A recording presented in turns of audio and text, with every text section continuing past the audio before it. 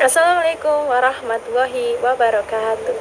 Saya Sutarsi Dwinirum dari kelas PAI 5C ingin mempresentasikan materi saya tentang 20 metode pembelajaran guna memenuhi tugas mata kuliah Etika Profesi Keguruan yang diampu oleh Bapak Rohadi MSI.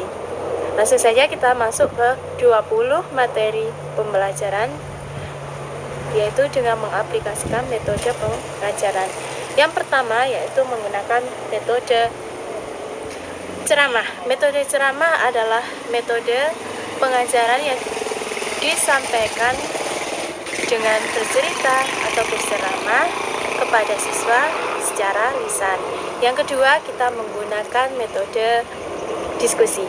Metode diskusi adalah metode pengajaran yang dilakukan dengan memberikan tugas kelompok untuk menyelesaikan suatu masalah. Yang ketiga yaitu menggunakan metode demonstrasi. Metode demonstrasi adalah salah satu metode yang melibatkan benda atau bahan ajar lainnya. Yang keempat yaitu metode ceramah plus. Metode ceramah plus ini tidak hanya menggunakan satu metode, tetapi menggunakan satu bahkan dua metode. Yang pertama menggunakan metode ceramah plus tanya jawab. Yang kedua menggunakan metode diskusi, yaitu metode ceramah plus diskusi. Yang kelima yaitu metode resitasi. Metode resitasi adalah salah satu metode pengajaran yang dilakukan guru dalam memberikan materi lalu memberikan tugas berupa resum yang dilakukan oleh siswa untuk mengambil intisarinya. Yang selanjutnya yang keenam yaitu metode percobaan. Metode percobaan ini adalah salah satu metode pengajaran yang dilakukan guru untuk memberikan praktikum atau percobaan di lab. Yang ketujuh yaitu metode karya wisata. Metode pengajaran dalam bentuk karya wisata ini dilakukan di alam terbuka, bisa di lokasi-lokasi yang bersejarah. Nah, metode karya wisata ini bisa dilakukan dengan cara penelitian atau dengan cara mengamati. Yang selanjutnya yaitu metode latihan keterampilan. Dalam metode ini adalah suatu pengajaran yang dilakukan guru untuk memberikan tugas berupa suatu karya dalam bentuk keterampilan. Yang kesembilan yaitu metode pemecahan masalah.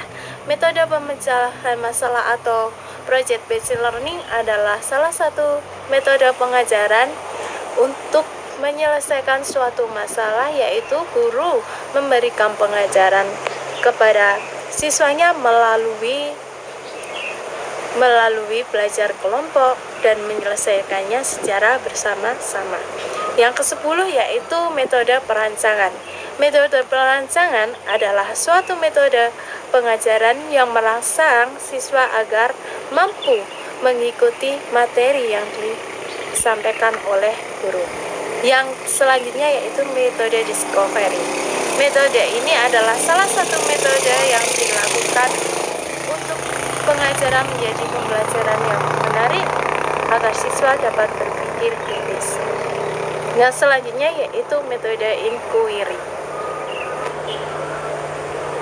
Yaitu selanjutnya metode inquiry di mana siswa itu dalam pengajaran ini mampu apa tidak dalam memahami suatu pembelajaran. Yang selanjutnya yaitu metode mind mapping adalah salah satu metode pengajaran yang digunakan guru agar siswa itu mampu memahami dari suatu penyelesaian hingga mampu memberikan acuan terhadap suatu masalah.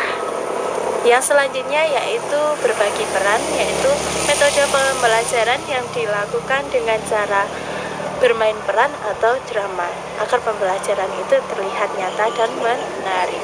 Yang selanjutnya yaitu menggunakan metode cooperative script.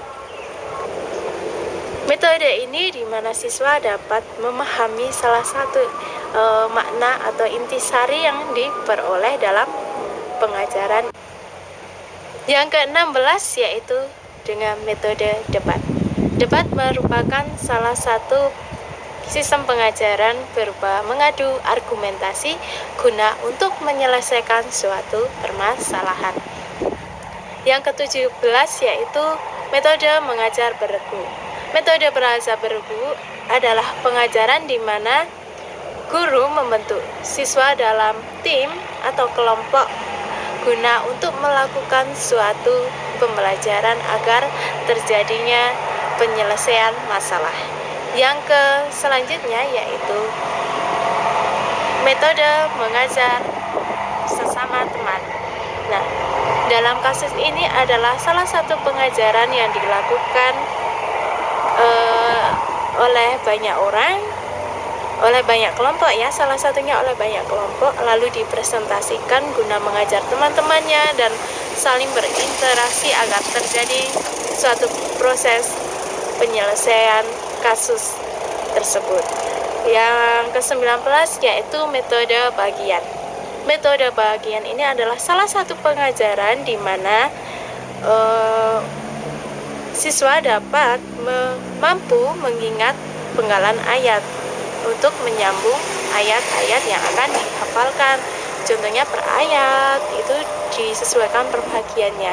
Nah, agar metode pembelajaran ini berhasil, maka kita lakukan dengan proses pembagian ayat agar siswa mampu menghafal per ayat. Yang selanjutnya yaitu metode global. Metode global adalah proses pengajaran yang disampaikan guru dari semua materi, lalu siswa dapat meresum dan mencari intisari dari semua materi pembelajaran dengan metode global ini. Sekian, terima kasih. Apabila ada kesalahannya, saya mohon maaf yang sebesar-besarnya. Wassalamualaikum warahmatullahi wabarakatuh.